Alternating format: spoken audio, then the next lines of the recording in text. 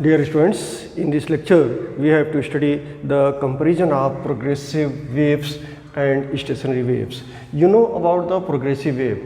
Progressive wave कौन सी wave होती है? ऐसी वेव जो कंटिन्यूसली एक ही डायरेक्शन में प्रोपगेट करती है, ऐसी वेव को हम प्रोग्रेसिव वेव कहते हैं. Progressive waves are of two types: transverse progressive wave and longitudinal progressive wave. अगर हम प्रोग्रेसिव वेव की बात करते हैं तो ये जो वेव है जो एक ही डायरेक्शन में प्रोपगेट कर रही है, इसको हम प्रोग्रेसिव वेव कहते हैं. This is a Y axis and this is a X axis. तो wave is propagating in the direction of the X axis, positive direction of the X axis. In progressive wave the disturbance propagates from one place to another. Progressive wave में disturbance propagate हो रहा है, एक जगह से दूसरे जगह को प्रोपगेट होता है. लेकिन स्टेशनरी वेव हम किसको बोलते हैं? When two progressive wave superimpose due to interference, interfere करते हैं जब दो प्रोग्रेसिव वेव्स, तो स्टेशनरी वेव्स का फॉर्मेशन होता है. जैसे एक प्रोग्रेसिव वेव इस तरह से प्रोपगेट करते हुए जा रही है और दूसरी progressive wave, identical progressive wave उधर से प्रोपगेट करते हुए इधर आ रही है, तो इस तरह से यहाँ पे फॉर्मेशन हो जाएगा, स्टेशनरी वेव का फॉर्मेशन हो जाएगा. This type of stationary wave is produced here. This is called stationary wave. तो फर्क क्या होता है प्रोग्रेसिव वेव और स्टेशनरी वेव में? प्रोग्रेसिव वेव प्रोपगेट करती है एक ही डायरेक्शन में और स्टेशनरी वेव प्रोपगेट नहीं करता है. स्टेशनरी वेव में प्रोपगेशन नहीं होता है, डिस्टर्बेंस का प्रोपगेशन नहीं होता है. तो the first comparison is in the progressive wave the disturbance propagates or travels from one region to another with definite velocity. जैसे यहाँ पे डिस्टर्बेंस एक रीजन से दूसरे रीजन में डेफिनेट वेलोसिटी के साथ प्रोपगेट हो रहा है, ट्रेवल हो रहा है, डिस्टर्बेंस ट्रेवल हो रहा है. But in case of stationary wave you can observe here the disturbance remains in the region where it is produced. यहाँ पे डिस्टर्बेंस प्रोड्यूस्ड हुआ है तो ये डिस्टर्बेंस प्रोपगेट नहीं करेगा, यहीं पे ये डिस्टर्बेंस रहेगा. यहाँ का डिस्टर्बेंस यहीं पे रहेगा, मतलब जहाँ का डिस्टर्बेंस है वह डिस्टर्बेंस प्रोपगेट नहीं करेगा, डिस्टर्बेंस स्टेशनरी रहेगा. इसीलिए हम इस वेव को स्टेशनरी वेव कहते हैं, because the velocity of the wave is zero. Wave the disturbance is not propagating in stationary wave. Second comparison is in progressive wave amplitude of all the particles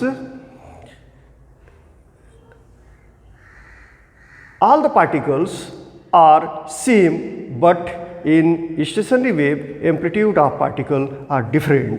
आप यहाँ देख रहे हैं कि progressive wave में किसी भी पॉइंट की अगर हम बात करते हैं, जैसे इस पॉइंट की बात करते हैं, तो जब ये पार्ट यहाँ पहुँचा तो यहाँ पे इस पार्टिकल की पोजीशन ऐसी होगी. जब ये पार्ट ऑफ द वेव यहाँ पे पहुँचा तो पार्टिकल यहाँ का यहाँ आया, और जब ये पार्ट पहुँचा तो यहाँ आया, मतलब कि यह पार्टिकल इस तरह का मोशन परफॉर्म करेगा. This is A mean position and this is the extreme position, this is extreme position. तो मीन पोजीशन के अबाउट यह पार्टिकल वाइब्रेट करेगा या ऑसिलेट करेगा. तो यहाँ आप कह सकते हैं कि जो मैक्सिमम डिस्प्लेसमेंट मीन पोजीशन से होगा इसी को हम एम्पलीट्यूड कहेंगे. तो this is amplitude, but here also if the particle is here then the amplitude of this particle will be same. मतलब किसी भी पॉइंट की अगर हम बात करते हैं तो हर पॉइंट के लिए जो एम्पलीट्यूड होगा कांस्टेंट होगा, इसलिए कि यह वेव हर वह पॉइंट से होते हुए प्रोपगेट करेगी जो पॉइंट उस मीडियम में लोकेट करता है. तो इसलिए वह पार्टिकल मीन पोजीशन से एक्सट्रीम पे भी जाएगा, पॉजिटिव एक्सट्रीम, नेगेटिव एक्सट्रीम, इस तरह से यह पार्टिकल मोशन SHM परफॉर्म करेगा. तो therefore in progressive wave amplitude of all the particles are same, but in the stationary wave amplitude of particles are different. यहाँ आप देख रहे हैं कि यह स्टेशनरी वेव है, यहाँ पे एम्पलीट्यूड कितना है इस पार्टिकल के लिए, ये एम्पलीट्यूड हो गया। यहाँ पे जो पार्टिकल है वो यहाँ जाएगा फिर यहाँ आएगा, इसके ऊपर नहीं जाएगा, तो इसका एम्पलीट्यूड अलग है। यहाँ पे जो पार्टिकल है इसका एम्पलीट्यूड अलग है। तो हर एक पार्टिकल जो मीडियम में है जिसमें स्टेशनरी वेव्स का फॉर्मेशन हुआ है, तो हर एक पार्टिकल का एम्पलीट्यूड अलग अलग होगा। यहाँ पे एम्पलीट्यूड 0 हो जाएगा, यहाँ पे एम्पलीट्यूड मैक्सिमम हो जाएगा। तो एंटी नोड और नोड 2 पॉइंट्स इसमें मिलते हैं स्टेशनरी वेव्स के फॉर्मेशन में। तो नोड पॉइंट पे एम्पलीट्यूड 0 हो जाता है, एंटी नोड पॉइंट पे एम्पलीट्यूड मैक्सिमम हो जाता है, और बाकी सभी पॉइंट्स पर एम्पलीट्यूड नोड और एंटी नोड के बीच में रहता है। Now third point is in stationary wave all the particles cross there mean position. Stationary wave में आप देख रहे हैं कि हर पार्टिकल मीन पोजीशन को क्रॉस करता है, but in that of the progressive wave does not happen.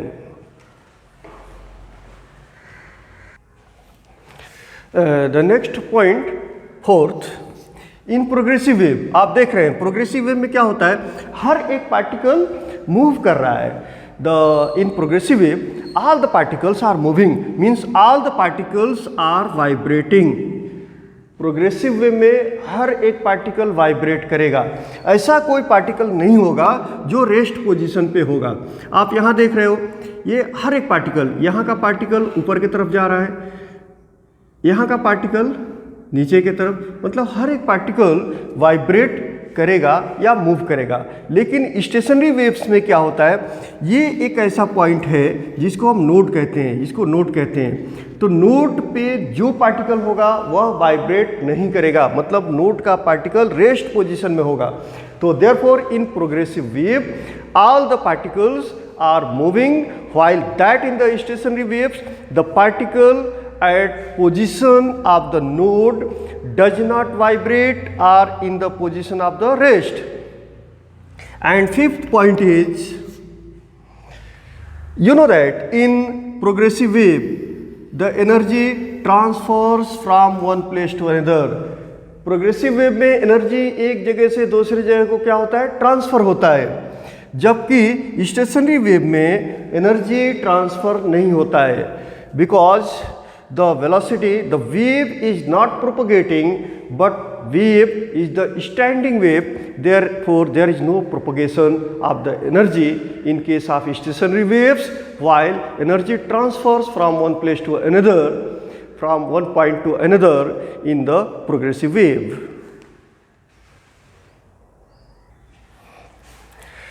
The sixth point is all the particles between two consecutive nodes are moving in the same direction.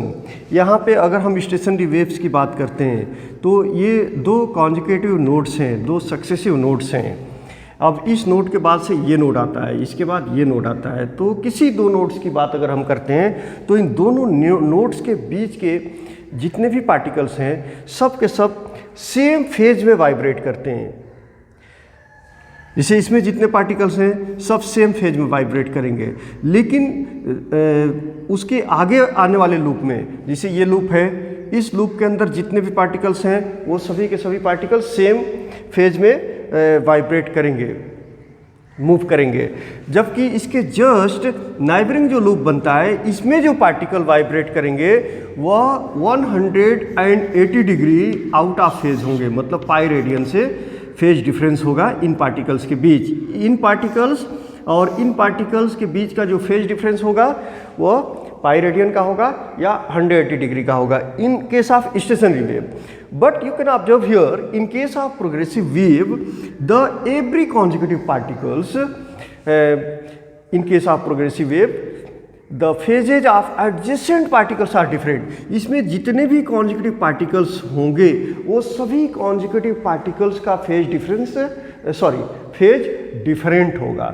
यहाँ का जो phase होगा वह इस particle का फेज नहीं होगा, मतलब हर एक नाइबरिंग पार्टिकल का फेज अलग होगा, जबकि ऐसा स्टेशनरी वेव्स में नहीं है।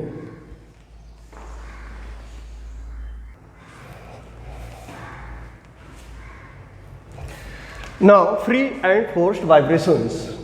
अभी हम बात करेंगे फ्री वाइब्रेशंस और फोर्स्ड वाइब्रेशंस की। तो first of all we have to discuss about the free vibrations.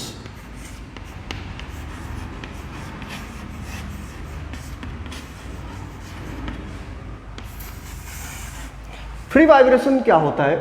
जैसे किसी भी बॉडी को जो इक्विलिब्रियम पोजीशन में है उसको थोड़ा सा हमने डिस्टर्ब करके छोड़ दिया, और जब हम डिस्टर्ब करके छोड़ेंगे तो वह वाइब्रेट करेगा अपने नेचुरल फ्रीक्वेंसी से, उसको हम कहते हैं free vibration. For example stretch wire है, stretched wire between two rigid supports.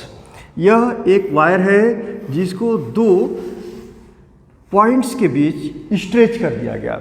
जब इसको कहीं पे हम प्लग करेंगे, थोड़ा सा इसको पुल करेंगे, ऊपर की तरफ ले जाएंगे और फिर छोड़ देंगे, तो हम ये देखेंगे कि यह वायर मेन पोजीशन के अबाउट वाइब्रेट करेगा। इस तरह के वाइब्रेशन को हम फ्री वाइब्रेशन कहते हैं। You know, in case of simple pendulum, एक बॉब लेते हैं जिसको लाइट स्ट्रिंग से हम सस्पेंड कर देते हैं किसी फिक्स्ड पॉइंट से। यहाँ फिक्स्ड पॉइंट है और इसको हमने थ्रेड से, जिसको हम जनरली इनएक्सटेंसिबल स्ट्रिंग लेते हैं, इस मेटेलिक बॉब को ऐसे सस्पेंड कर देते हैं। आपने ये देखा है कि जब इस मेटेलिक बॉब को हम डिस्प्लेस करते हैं, यहाँ पे ये रुका हुआ है, इसको हम कहेंगे इक्विलिब्रियम पोजीशन, और इसको डिस्प्लेस करके यहाँ पे लाया। यहाँ लाने के बाद जब आप इसको रिलीज करेंगे तो क्या करेगा, यह मीन पोजीशन की तरफ जाएगा और फिर वहाँ से वापस ये दूसरे साइड में चला जाएगा। मतलब कि यह जो बॉब है, ये सिंपल पेंडुलम है, यह इन दो पोजीशंस के बीच to and fro motion perform करेगा। यह बॉडी जिस फ्रीक्वेंसी से वाइब्रेट कर रहा है, ये पेंडुलम जिस फ्रीक्वेंसी से वाइब्रेट कर रहा है, इसको हम नेचुरल फ्रीक्वेंसी कहते हैं। And you can observe here after certain times इसकी जो फ्रीक्वेंसी है, ये जो एम्पलीट्यूड है, पहले यहाँ तक आता था और यहाँ से वापस जाता था, फिर यहाँ तक आता था, लेकिन यह एम्पलीट्यूड धीरे धीरे कम होता जाएगा। धीरे धीरे ये एम्पलीट्यूड क्या होगा, कम होता जाएगा, और एक वक्त ऐसा आएगा कि यह टोटली इसका जो ऑसिलेशन है वो स्टॉप हो जाएगा। ऐसा क्यों होता है? इसलिए जब बॉडी को हम इसके नॉर्मल इक्विलिब्रियम पोजीशन से डिस्टर्ब करते हैं तो वो अपने मीन पोजीशन के अबाउट वाइब्रेट करता है, और इस तरह के वाइब्रेशन को हम फ्री वाइब्रेशन कहते हैं। तो यहाँ पे जो वाइब्रेशन हो रहा है, फ्री वाइब्रेशन हो रहा है, लेकिन इसमें हमने कंटिन्यूअस फोर्स अप्लाई नहीं किया। हमने जो फोर्स लगाया वो एक बार ही फोर्स लगाया, और उस फोर्स से हमने इसको डिस्प्लेस कर दिया इसके इक्विलिब्रियम पोजीशन से, और डिस्प्लेस करने के बाद हमने फिर से कभी भी एक्सटर्नल फोर्स अप्लाई नहीं किया। यह बॉडी अपने नेचुरल फ्रीक्वेंसी से वाइब्रेट कर रही है, और सराउंडिंग में जो फ्रिक्शन है, उस फ्रिक्शन की वजह से एक फ्रिक्शनल फोर्स काम कर रहा है इस बॉडी के ऊपर, और उस फ्रिक्शन की वजह से इसकी एनर्जी का लॉस होता जाएगा, और फाइनली यह वाइब्रेशन रुक जाएगा, स्टॉप हो जाएगा, एम्पलीट्यूड जीरो हो जाएगा। तो इसी तरह से आप बहुत सारे वाइब्रेशंस देख सकते हैं जो नेचुरल होता है। कि सोनोमीटर वायर में, you know that in case of sonometer wire, this is A wooden board, और इसमें एक वायर होता है जिसको हम स्ट्रेच करते हैं सोनोमीटर एक्सपेरिमेंट में, दो पुल्लीज के ऊपर। इस वायर को अगर कहीं पे थोड़ा सा अगर हम डिस्प्लेस करके छोड़ देते हैं, मतलब यहाँ पे फोर्स लगाते हैं, एक फोर्स लगाते हैं, और उस फोर्स से इस वायर को थोड़ा सा खींचते हैं ऊपर की तरफ और फिर छोड़ देते हैं, तो हम ये देखते हैं कि यह वायर अपने नेचुरल फ्रीक्वेंसी से वाइब्रेट करने लगता है। लेकिन कुछ टाइम के बाद इसकी फ्रीक्वेंसी कितनी हो जाती है, जीरो हो जाती है, इसलिए कि सराउंडिंग में फ्रिक्शनल फोर्स काम कर रहा है, और उस फ्रिक्शनल फोर्स की वजह से इसकी एनर्जी का लॉस होता जाएगा, और फाइनली फ्रीक्वेंसी इसकी ज़ीरो हो जाएगी। तो this type of vibration when a body is when a force that is an external force is applied on a body and disturbed from the normal equilibrium position, and then the body is said to vibrate with a particular frequency, and that frequency is called natural frequency, and that is also called free vibration. Next point is forced vibration. Forced vibration क्या होता है? In forced vibration, an external periodic force is applied on a body whose natural period is different from the period of the force. जैसे कोई body है, उसके ऊपर external periodic force apply किया, तो अब वह बॉडी एक्सटर्नल पीरियडिक फोर्स जो हमने अप्लाई किया उसकी वजह से वाइब्रेट करने लगता है, और इस तरह के वाइब्रेशन को हम फोर्स्ड वाइब्रेशन कहते हैं। जैसे अभी हमने एग्जांपल दिया था एक सिंपल पेंडुलम का फ्री वाइब्रेशन के केस में, तो यह एक सिंपल पेंडुलम है, इसको सिर्फ एक बार हमने डिस्प्लेस करके छोड़ दिया, सिर्फ एक बार डिस्प्लेस करके छोड़ दिया, और जब हमने डिस्प्लेस करके छोड़ा, हमारा जो फोर्स इस पे जो हमने अप्लाई किया, सिर्फ एक बार इसको इक्विलिब्रियम पोजीशन से हटा के छोड़ दिया, उसके बाद से हमने कोई फोर्स अप्लाई नहीं किया। अब ये जो वाइब्रेशन हो रहा था वह फ्री वाइब्रेशन हो रहा था, और यह ए और बी पोजीशन के बीच फ्रीली वाइब्रेट कर रहा है। लेकिन अगर हमने इसमें एक्सटर्नल पीरियडिक फोर्स अप्लाई कर दिया, और ऐसा फोर्स अप्लाई कर दिया जो कंटिन्यूअसली इसके ऊपर इम्पोज कर दिया गया एक्सटर्नल पीरियडिक फोर्स, जिसकी वजह से यह बॉडी नेचुरल फ्रीक्वेंसी से वाइब्रेट नहीं करते हुए एक्सटर्नल पीरियडिक फोर्स जो हमने अप्लाई किया उसकी वजह से वाइब्रेट करेगा, जिससे इसकी फ्रीक्वेंसी बदल जाएगी, चेंज हो जाएगी। अब यह जो फ्रीक्वेंसी आई, क्यों आई? इसलिए कि हमने एक्सटर्नल पीरियडिक फोर्स अप्लाई किया, और उस एक्सटर्नल पीरियडिक फोर्स की वजह से इसकी फ्रीक्वेंसी चेंज हो जाएगी, और उसको हम अप्लाइड फोर्स बोल रहे हैं। जैसे मान लीजिए कि इसकी फ्रीक्वेंसी पहले थी 30 ऑसिलेशन पर मिनट, एक मिनट में 30 ऑसिलेशन परफॉर्म कर रहा था। जैसे ए से जाके और फिर ए पे आने में एक ऑसिलेशन पूरा हुआ, और इस तरह से एक मिनट में इस तरह के 30 ऑसिलेशंस हो रहे थे। लेकिन हमने इसके ऊपर एक फोर्स अप्लाई कर दिया, जो फोर्स इसके ऑसिलेशन को चेंज कर दिया। अब इसकी जो ऑसिलेशन हुई 40 ऑसिलेशन हो गया एक मिनट के अंदर। तो ये क्यों हुआ? ड्यू टू अप्लाइड फोर्स हो गया। आप सोनोमीटर एक्सपेरिमेंट परफॉर्म करते हैं, उसमें ये देखते हैं वुडन बोर्ड के ऊपर हमने जो वायर स्ट्रेच किया, ये वायर जो स्ट्रेच किया, ये पुल्ली से होते हुए इस पे 2 मूवेबल ब्रिजेज हमने लगा लिया। आप ये देखते हैं कि जब ट्यूनिंग फार्क को वाइब्रेट करते हैं, ट्यूनिंग फार्क को वाइब्रेट करके और इसके करीब लेके जाते हैं, जबकि हमने इसको कोई फिजिकल कांटेक्ट नहीं किया, इस वायर का उस ट्यूनिंग फार्क से फिजिकली हमने कांटेक्ट नहीं किया।